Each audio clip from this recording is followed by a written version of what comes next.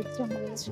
আজকে আমার maths exam, তারপরে ম্যাথস এক্সাম হয়ে গেলে এরকম প্র্যাকটিসিং করবো। তারপরে দুটো লাস্ট এক্সামে এক্সামটা তাহলে সামনে করে তুমি মনে রাখবে কি মনে রাখ যে ফুল মার্কস পাই আমি সব ওকে আশীর্বাদ করছি। তাই ঘরকে তুমি কি আশীর্বাদ করেছো? ঘরকে বলেছো ঘর তোমাকে আশীর্বাদ করেছো, তাই? নমস্কার, ঘরকন্যা সায়নী ব্লগে আপনাদের স্বাগত জানাচ্ছি। আজ বৃহস্পতিবার, রিকির এক্সাম চলছে।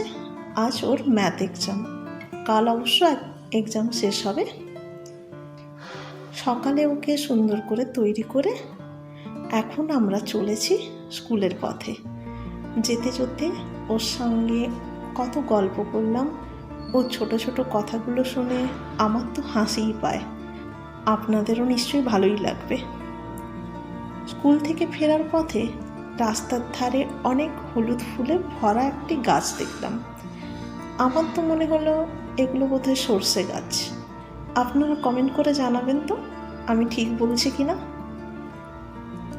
বাড়ি ফিরে দেখি ওর অফিস যাওয়ার প্রস্তুতিও বাকি। গত 3 দিন পর আজ অবশেষে একটু রোদ উঠেছে।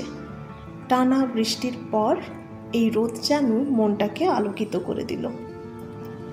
আর দেখুন তো আমার সেই ছোট্ট তুলসী চারাটা আজ কত বড় হয়ে গেছে, মঞ্জুরিও এসেছে।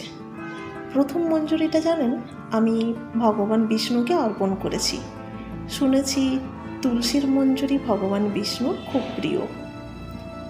মনে এক অন্যরকম শান্তি পেলাম অর্পণ করে। এরপর ও অফিসে চলে গেল, আমিও একটু নিজের মতো সময় পেলাম। গত রাতেই ধোসার ব্যাটার আর নারকেলের চাটনি তৈরি করে রেখেছিলাম, তাই সকালে সবাইকে গরম গরম ধোসা বানিয়ে টিফিন দিলাম।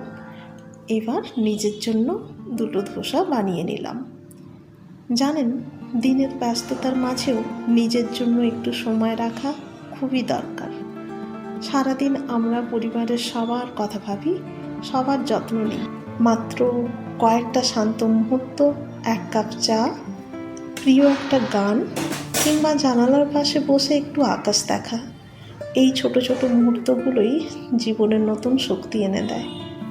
আজ আমি আমার প্রিয় রবীন্দ্রসঙ্গীত শুনতে শুনতে টিফিন খেলাম। মনে হলো সুখ মানে সবসময় বড় কিছু নয়, পরিবারের হাসি, সন্তানের মিষ্টি কথা, প্রকৃতির সৌন্দর্য আর নিজের সঙ্গে কাটানো কয়েকটা শান্ত মুহূর্ত, এই সবই তো জীবনের সত্যিকারের আনন্দ। আপনারাও ব্যস্ততার মাঝেও নিজের জন্য একটু সময় রাখবেন, কারণ নিজের মন ভালো থাকলে তবেই আমরা সবাইকে ভালো রাখতে পারি।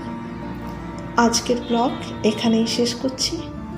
আপনাদের যদি ভিডিওটা ভালো লাগে তাহলে লাইক করবেন, কমেন্ট করে জানাবেন আজকের কোন মুহূর্তটি আপনাদের সবচেয়ে ভালো লেগেছে।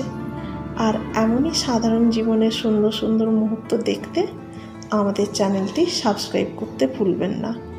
আর ফেসবুক থেকে দেখে থাকলে অবশ্যই ফলো করবেন। আবার দেখা হবে নতুন একটি ব্লগে, নতুন দিনের গল্প নিয়ে। সবাই ভালো থাকবেন, সুস্থ থাকবেন।